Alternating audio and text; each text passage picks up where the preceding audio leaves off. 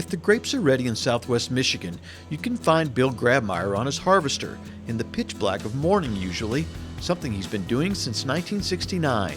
As he puts it, it defines his fall. And this year, the fourth generation farmer will send 3,000 tons of juice grapes to Welch's in Lawton. My dad was one of the early members of Welch's in 1947-48. My brother Don has been a Welch director. I've been on the nominating committee. We've all worked a lot with Welch's over the years. The grape harvester in the beginning, my dad tried to find partners and nobody would help with it.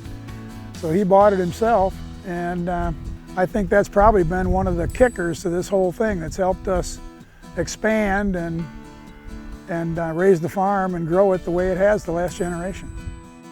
Bill farms roughly 2,500 acres with his two brothers. His father Floyd acquired 140 acres from his father Fred, who farmed with his father Herman, who immigrated all alone from Germany at the age of 16 in 1880. Bill is proud of his heritage, especially the wives who care for their husbands at harvest time. When we bought the first grape harvester, my mother would ride on the trailer and pick out the crap out of the boxes. At that time, early years, we got snakes and frogs and mice and everything else came in the boxes, and she was picking them out. But then she always left early in the afternoon because some of the other farmers that were working for us, she and their wives would bring us meals to the vineyard. We never got home very much, so it was just like the harvest crews and the wheat harvest moving toward Canada. Wherever we were at, we knew that there was going to be a hot meal delivered that night. If you know Bill Grabemeyer, you know he's one hard worker, but all work and no play, well, you know the saying. Enter Bill Irwin of Irwin Orchards in South Lyon, Michigan. He's one of several people Bill is proud to have established a friendship with. The two Bills may be 150 miles apart, but as another saying goes, birds of a feather flock together.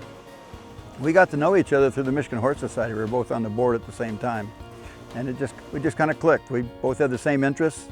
We both like shooting, both like hunting. And our wives get along good, which is good deal. And Bill's just about up for anything. We think about a wild idea and he says, yeah, why not? And then he goes to ask Di if it's okay.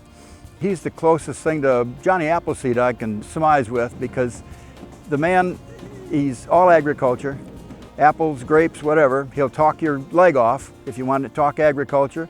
And then he turns around and he has a very wonderful religious side. He'll talk religion to you the whole day long if you want to. And it isn't just me, it's anyone. Dr. Tom Zabadell is a viticulturist at Michigan State University and heads up the Southwest Michigan Research and Extension Center.